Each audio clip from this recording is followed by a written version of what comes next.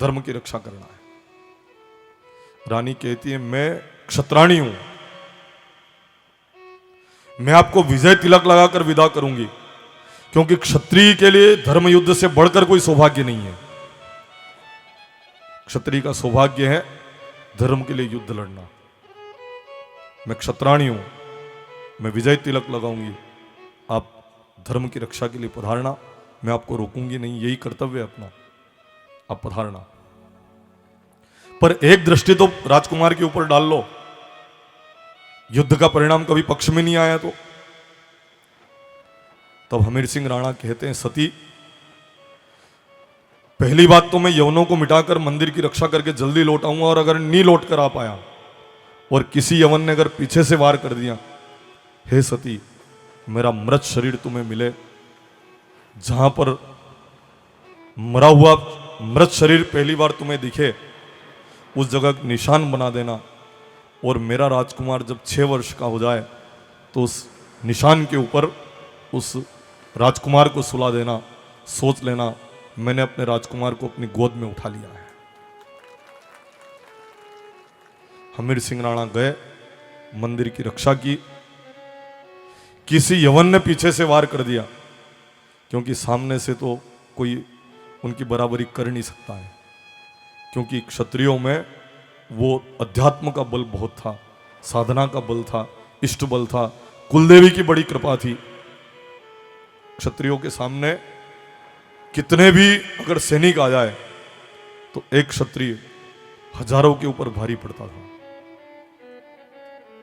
पर पीछे से वार कर दिया ना, इष्ट बल था, उनके पास वो बल था, साधना का बल था। महाराणा प्रताप भी जब युद्ध लड़ते थे तो तलवार यज्ञ के कुंड से उनको प्राप्त हुई थी, ऐसी एक तलवार उनके पास थी। अब आप देखो, अपने वजन से ज्यादा बख्तर, भाला और इनकी ढाल में वजन था, अपने वजन से ज्यादा। तो आखिर लघुतम अंश ही था, कोई कुछ न कुछ वास्तव में देवता का अंश था, क्योंकि उनकी साधनाएं थी।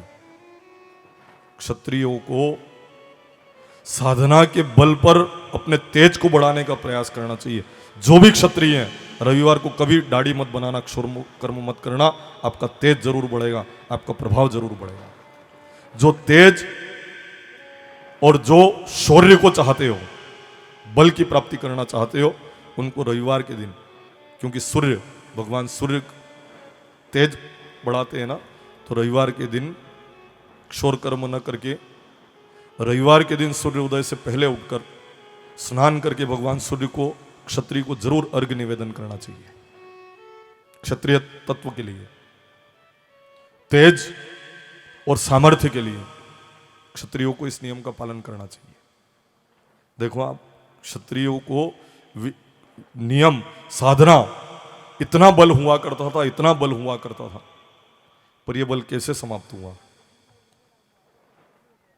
इष्ट बल मदिरा से समाप्त होता है।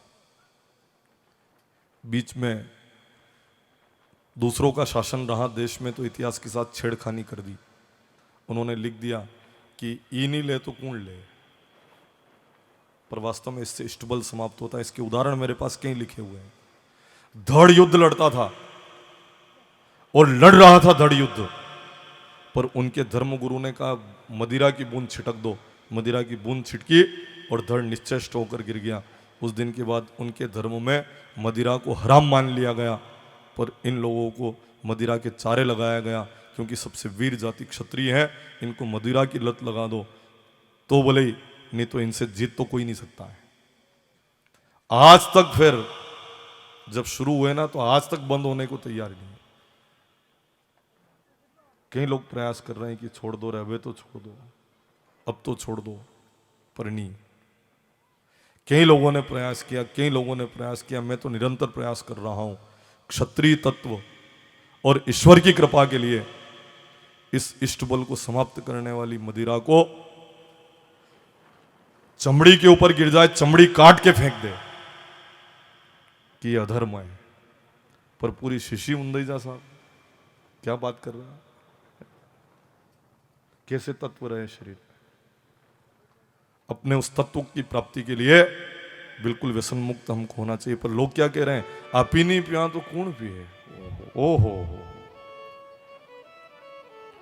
जिस कुल में आप जन्मे हो, भले ही वो भाटी हो, झाला हो, सिसोदिया हो, या चुंडावत हो, रणमलोत हो, राणावत हो, या शेखावत हो, या भले ही वो कैसा भी क्षत्रिय हो। 4 वंश क्षत्रियों के हैं, केवल 4 वंश, सूर्यवंश, चंद्रवंश, अग्निवंश और ऋषिवंश। जो गिरनार यज्ञ से प्रकट हुए वो अग्निवंशी कहलाए। जो संतों ने और महात्माओं ने, ऋषि महर्षियों ने जिनको उत्पन्न किया वो ऋषिवंशी कहलाए। सूर्य से जो जन्मे सूर्यवंशी कहलाए, और चंद्रमा से जो जन्मे वो चंद्रवंशी कहलाए।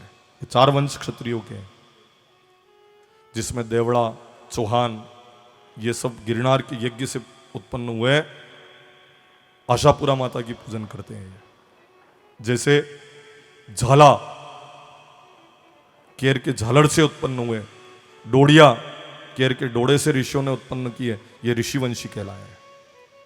इस तरह विभिन्न विभिन्न वंश क्षत्रियों के हैं, पर प्रत्येक क्षत्रिय का कर्म है, प्रत्येक क्षत्रिय का कर्म है कि उनको व्यसन मुक्त रहना चाहिए।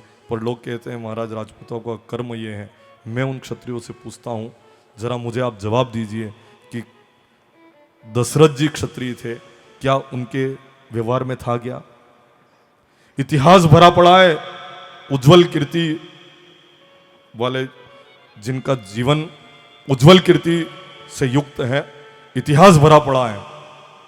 उनका नाम सुन सुनकर लोग तर रहे हैं। मैं निवेदन कर रहा हूं कि कम से कम उन कुल के, उन पूर्वजों के थोड़े मार्ग के ऊपर चलकर अपने आप का उद्धार आप कर लेना। उनका नाम सुनकर लोग तैर रहे हैं। ऐसे कर्म करो कि हमारे पूर्वजों का शीश गर्व से ऊंचा हो जाए। ऐसे कर्म मत करो कि पूर्वजों को कहना पड़े मां के कुल में ऐसी औलाद पैदा हुई है। जब क्षत्रिय गिरता हुआ चलता है ना, तो उन पूर्वजों को कितना दुख होता होगा। मर्यादा सिखाने आए थे राम, और उनके कुल में जन्म लेकर ऋषियों ने जिनका निर्माण किया। मैं निवेदन कर रहा हूं, बिल्कुल व्यसन मुक्त होने का संकल्प लेना, नहीं तो आप कुल के अनुसार नहीं चल रहे हो। कि जिस कुल में जन्मे हो उसकी कुल की मर्यादा को आप समझे नहीं हो। अरे क्षत्रियों के जो कर्म है उस कर्म को जीने का प्रयास करो। क्या क्षत्रिय की शोभा है जहां हाथी झूमे, जहां पर हाथी शोभा दे, शेर के जबड़े फाड़ दे, शेर से खेले, वो क्षत्रिय। बकरिया घर हवेली में घूमे, बकरिया टेटा घूमे हवेली में, है मुर्गे घूमे हवेली में। थोड़ी तीखी भाषा है, मत बुलाना मुझे कि अगले साल फिर इन बाबूजी को बुलाए, मत कहना। पर यह कर्म क्षत्रियों के है। बकरी घर में घूमे क्षत्रियों के, ये मुर्गा घर में शोभा दे क्षत्रिय। अरे शेरों से खेलते थे, जहां पर हाथी झूमते थे। स्थिति ऐसी कैसे बिगड़ गई? क्यों इस स्थिति में आ गए? क्योंकि हमने अपने कर्म को छोड़ दिया है। हमारे जो कर्म थे उन कर्मों को हमने जिया नहीं है। ये कर्म नहीं है क्षत्रियों के, मदिरा पान करना आने, ये जीव हिंसा करना आने। जीव हिंसा किसकी करते थे क्षत्रिय? जो समाज का नुकसान कर रहा हो उसकी हिंसा करना। किसको मारते थे? हाँ, यूं। कभी कभी मैं विचार करता हूं, अपनी मौत से कोई मरे, उसको जला दे, 13 दिन में उसका सूतक निपटे, है ना, फिर ये मंदिर जाने लग जाए। अपनी मौत से मरे, उसका 13 दिन में सूतक निपटे, बहन बेटियां आए, न रंग बदल जाए, न सूतक की निवृत्ति हो जाए, न ढोल बज जाता है। ऐसा ही होता है ना व्यवहार में। अपनी मौत से मरे उसको जला दे, 13 दिन में उसका सूतक निपटे, न अपने हाथ से मार के खा जाए, उसका सूतक नहीं लगे। खाइया वरने हो उसका सूतक नहीं है। विचार तो करो, खाइया हुतक नहीं है, बारी दो को हुतक है। जयराम जी की वो कौन सा है? ये क्या है? क्या कर रहे हैं हम? क्या कुल का कर्म है? किस कुल में हम जन्मे? इन बातों को हमें जरूर ध्यान रखना है और अपनी कुल की परंपरा के अनुसार चलना है। मेरी तीखी भाषा है, पर जब तक तीखा नहीं बोलोगे तब तक समाज को दिशा नहीं दी जा सकती है।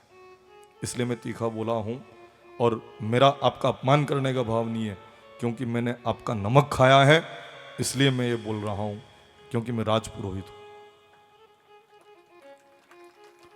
गुड़भेली करके गांव है पास में, खूब सीधा लेने जाता था। पांचम ने, बारस ने, अमावस ने, पुन्नम, खूब अमावस वंचाणी किया मैंने, खूब पुन्नम वंचाणी किया मैंने, खूब अमावस वंचाणी, पुन्नम ने। हराद में तो हातम वंचाणी भी थी, नौमी वंचाणी भी थी, 14 वंचाणी भी थी, खूब मांगने गया हूं।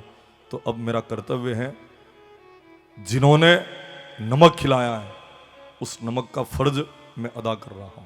इसलिए ये बातें मैं आपसे कह रहा हूं। नहीं तो क्या मतलब साहब, अपने को कथा करके घर जाना है, कथा करके घर जाना है। कोई कुछ भी कर रहा हो, हमें क्या मतलब। पर नहीं साहब, समाज का हित हो, आपका मान सम्मान बढ़े। भगवत जी के पास बैठा हूं, मेरे मन में, हृदय में भावना है कि आपके मान सम्मान में और बढ़ोतरी हो, आपके मान सम्मान में कोई कमी नहीं आए। पर थोड़ा ऐसा अपने को रहना पड़ेगा, अपने कुल की परंपरा के अनुरूप अपने जीवन को हमें बनाना होगा। बोलिए श्री सदगुरुदेव की जय। हमीर सिंह राणा हमीर की खांबी के रूप में मूर्ति स्थापित है। एक वे क्षत्रिय जिन्होंने अपने क्रोध का उपयोग अभिमान के लिए किया, वो भी तो सुन लो। सत्यव्रत राजा, धरती के ऊपर पाप बढ़ रहा था, भगवान ने अवतार लेने का विचार किया। सत्यव्रत राजा कहते मत आना प्रभु, दुष्टों को दंड मैं दे सकता हूं। भगवान ने कहा इतना अहंकार, जाओ तुम राक्षस बन जाओ। वो राक्षस बने भीम के पोते। भीम के पुत्र का नाम था घटोत्कच और पोते का नाम था बर्बरिक। बर्बरिक इतने बलवान थे, इतने शक्ति संपन्न थे कि एक बार बर्बरिक को यह पता नहीं कि भीम मेरे दादाजी हैं। युद्ध हो गया, समुद्र में फेंकने जा रहे थे। लोगों ने कहा तेरे पितामह हैं, कहाँ इनको फेंकने जा रहा है। तो बर्बरिक ने भीम को नीचे उतारा, प्रणाम किया।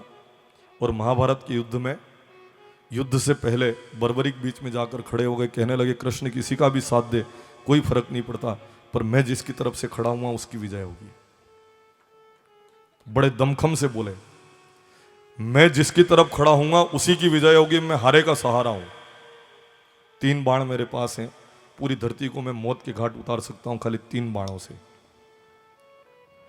भगवान कृष्ण ने परीक्षा लेने के लिए कहा कि एक काम करो बर्बरिक, इस वटवृक्ष के ऊपर तुम बाण चला दो, सब पत्तों में एक बाण से अगर छिद्र हो जाए, मैं मान लूंगा तुम जिसकी तरफ खड़े होंगे उसकी विजय हो जाएगी।